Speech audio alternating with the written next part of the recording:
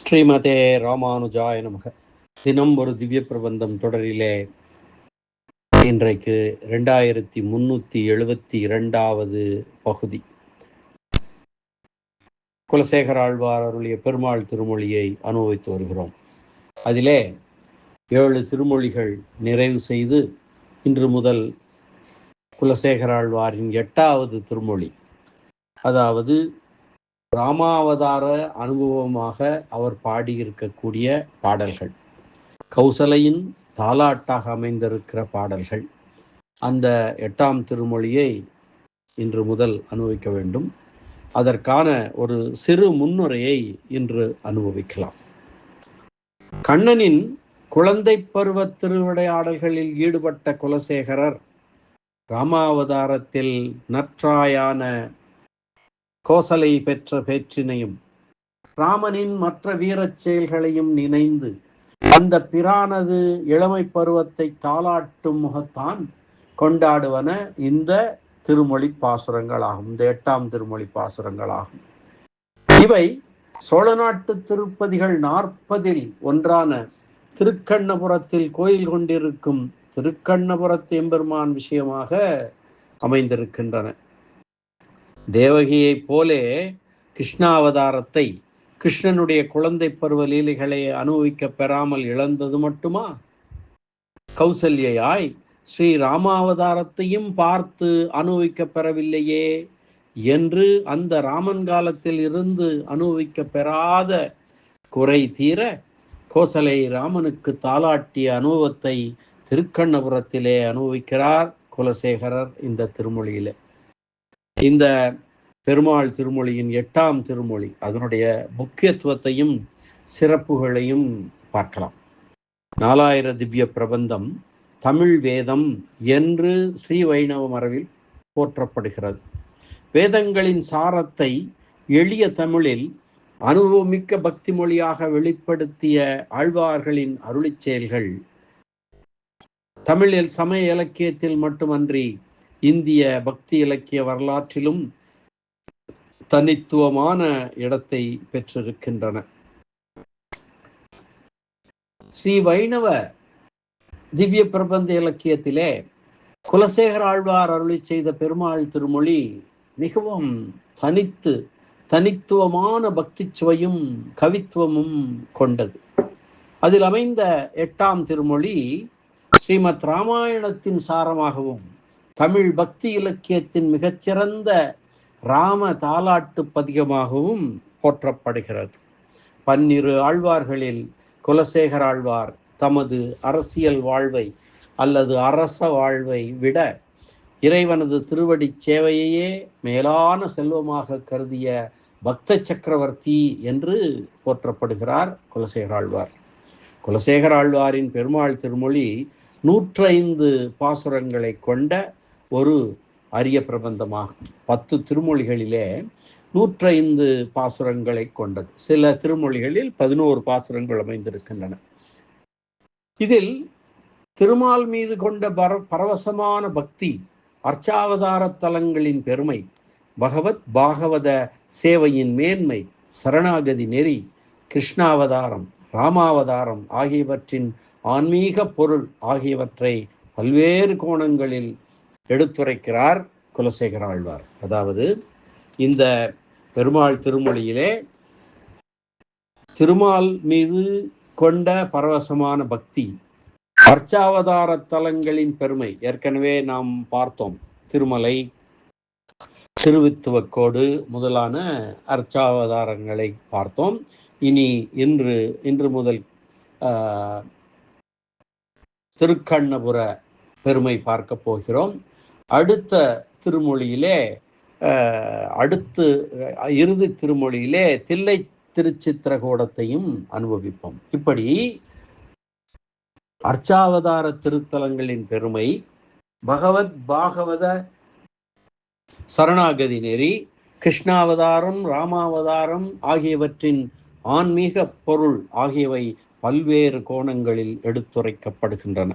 இவற்றுள் 8ஆம் திருமொழி மண்ணு புகழ் கௌசலைதன் மணிவயிறு வாய்த்தவனே என்று தொடங்கும் பதிகம். முழுமையாக இராமாவதார அனுபவத்தை மையமாக கொண்டு அமைந்துள்ளது. குலசேகர ஆழ்வார் இங்கு வரலாற்று ஆசிரியராக இராமாயணத்தை சுருக்கி கூறவில்லை. மாறாக பக்தனின் இதயத்தில் மீண்டும் இராமாயணத்தை உயிர்ப்பிக்கிறார் எனவே சொல்லலாம். இதுவே இந்த பதிகத்தின் மிகப்பெரிய சிறப்பு. வால்மீகி ராமாயணம் ராமனது வாழ்க்கை வரலாற்றை விரிவாக எடுத்துரைக்கிறது. கம்பர் அதே வரலாற்றை தமிழ் கவிதையின் உச்சநிலைக்கு கொண்டு செல்கிறார். ஆனால் குலசேகர ஆழ்வார் ராமாயணத்தை அனுபவமாக மாற்றுகிறார். அவருக்கு ராமன் ஒரு இதிகாச நாயகன் அல்ல, நித்தியமாக பக்தனின் உள்ளத்தில் குடிகொண்டிருக்கும் பரம்பொருள். இந்த காரணத்தால் தான் பெருமாள் திருமொழியின் 8ஆம் திருமொழி தமிழில் தோன்றிய முதல் பக்தி இராமாயண சுருக்கம் என்று குறிப்பிடத்தக்கது. இப்பதிகத்தில் காணப்படும் மற்றொரு சிறப்பு, ராமபிரானை தசரதன் மகன் என்றல்லாமல் கௌசலையின் மகன் என்று அழைப்பதாகும். ஒரு தாயின் கருவறையை பெருமைப்படுத்தும் இந்த அணுகுமுறை வைணவ பக்தி மரபில் வாத்சல்ய பாவத்தின் உச்சநிலையை எடுத்து காட்டுகிறது. பரம்பொருளை ஒரு தாயின் குழந்தையாக காணும் இந்த அனுபவம் பக்திக்கும் பரத்துவத்திற்கும் இடையே அற்புதமான சமநிலையை உருவாக்குகிறது.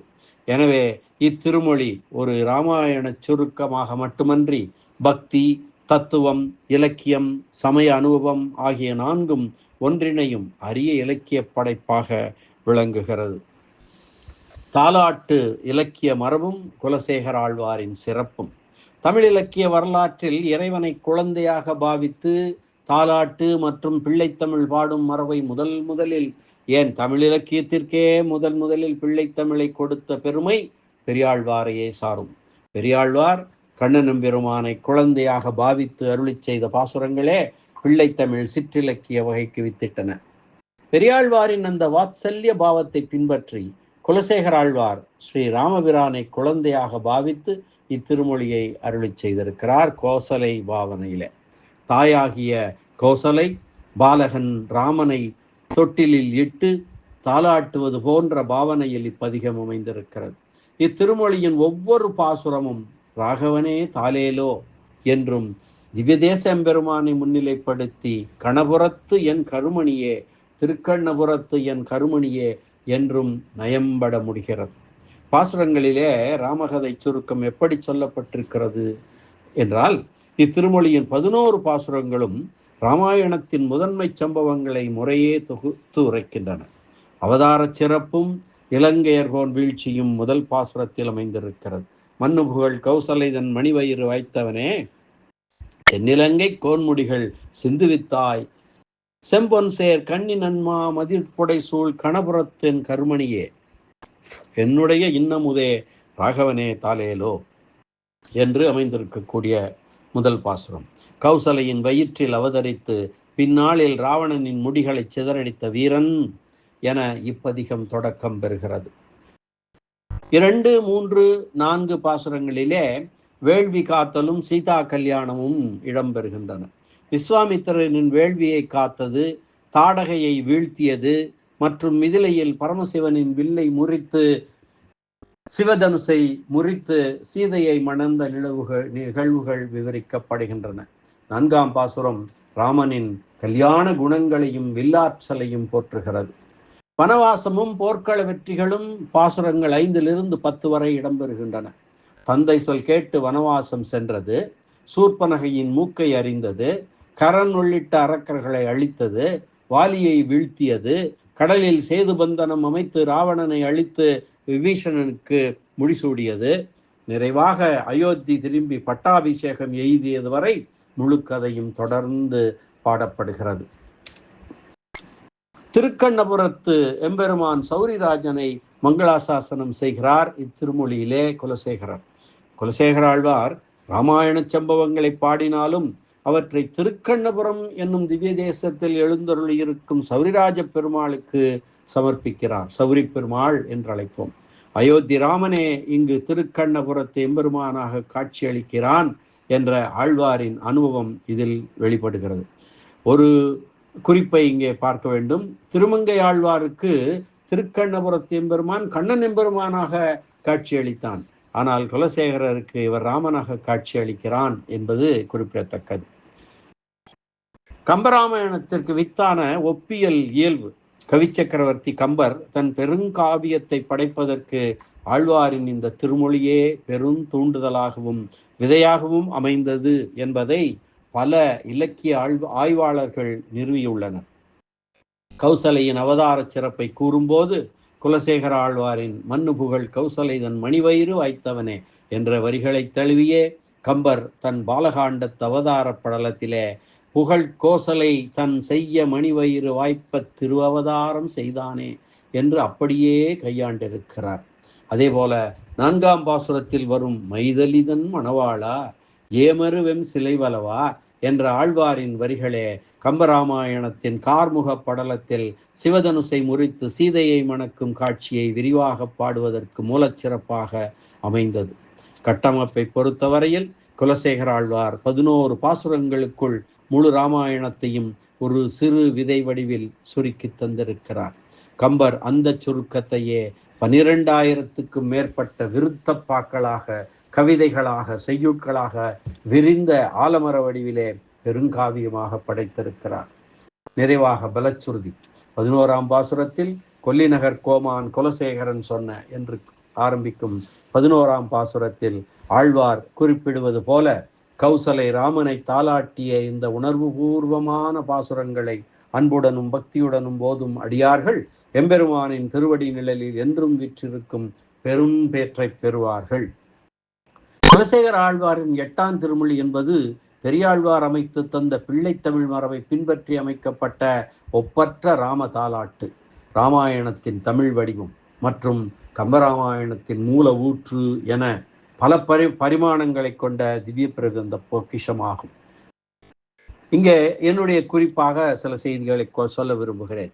இந்த குலசேகர ஆழ்வாரின் இராமாயண அனுபவ திருமொழி பாசுரங்களுக்கு நமது விளக்கங்களை ஒவ்வொரு பாசுரத்திற்கும் 2 பகுதிகளாக தந்திருக்கிறேன், ஒரு புதிய யுத்தியாக. முதல் பகுதியிலே வழமை போல பாசுரம், பதவுரை, பொருள், பெரியவாச்சான் பிள்ளை வியாக்கியானங்களை தந்திருக்கிறேன். 2வது பகுதியிலே அந்தந்த பாசுரங்களுக்கான இலக்கிய ஒப்பீட்டு செய்திகளை வழங்கியிருக்கிறேன். அத்துடன் அந்த பாசுர செய்தியை விளக்கும் நயமான கம்பரது செய்யுளொன்றையும் எடுத்து விளக்கி இருக்கிறேன். அத்துடன் எனது சில கருத்துக்களையும் சொல்லியிருக்கிறேன். இது இலக்கிய ஆர்வலர்களுக்கு பிடித்தமானதாக இருக்கும் என நம்புகிறேன். குலசேகர ஆழ்வார் அருளிய பெருமாள் திருமொழி 8ஆம் திருமொழி இதுவரை பொதுவாக ராம அவதாரத்தை பாடும் திருமொழி என்று விளக்கப்பட்டு வந்துள்ளது. அது உண்மைதான், ஆனால் அது முழு உண்மை அல்ல. இந்த திருமொழியின் இலக்கிய வடிவம், அதன் உணர்ச்சி அமைப்பு, அதன் கருத்து நகர்வு ஆகியவற்றை கூர்ந்து நோக்கினால் இது ஒரு இராமாயண சுருக்கம் அல்ல என்பது தெளிவாகிறது. இது கோசலையின் தாலாட்டு என்பதே இதன் இலக்கிய அடையாளம். தாலாட்டு பாடும் தாய் தன் குழந்தையின் வாழ்க்கையை காலவரிசைப்படி நினைவு கூறுவதில்லை. அவளுடைய நினைவிலே குழந்தையின் பிறப்பு, அதன் அழகு, அதன் வீரம், அதன் தெய்வீகம், அதன் கருணை என பல நிகழ்ச்சிகள் ஒன்றோடொன்று கலந்து வருகின்றன. அதனால்தான் இந்த திருமொழியிலும் பிரளயத்தில் ஆலிலையில் பள்ளி கொண்ட பரம்பொருளும், வாலியை வதம் செய்த ராமனும், பார்க்கடலை கடைந்த நாராயணனும், சேது அணை கட்டிய ராமனும், திருவரங்கத்தில் பள்ளி கொண்ட எம்பெருமானும், திருக்கண்ணபுரத்து அர்ச்சாவதாரமும் ஒரே பாசுரங்களில் ஒன்றோடொன்று பின்னி பிணைந்துள்ளன. இது வரலாற்றின் ஒழுங்கல்ல, இது அன்பின் ஒழுங்கு. அதனால்தான் இந்த ரெஃபரன்ஸ் கம்பேனியன் ஒவ்வொரு பாசுரத்தையும் நாம் இராமாயண நிகழ்ச்சியாக மட்டுமல்ல, ஒரு தாயின் மர நினைவாகவும் வாசிக்கப் போகிறோம். நாளை முதல் இந்த 8ஆம் திருமொழி பாசுரங்களை, ராமாவதார அனுபவத்தை குலசேகரர் வாயிலாக நாமும் அனுபவிக்கலாம். மீண்டும் நாளை சந்திக்கலாம். நன்றி, வணக்கம். ஸ்ரீனிவாச வெங்கடேச ராமானுஜதாசன், திருவரங்கம். கண்ணனெம்பெருமான் திருவடிகளே சரணம். சேரலர்கோன், கொல்லிகாவலன், கூடல் நாயகன், கோழிக்கோன், குலசேகர பெருமாள் திருவடிகளே சரணம். வியாக்கியான சக்கரவர்த்தி பெரியவாச்சான் பிள்ளை திருவடிகளே சரணம். ஆழ்வார் எம்பெருமானார் ஜீயர் திருவடிகளே சரணம்.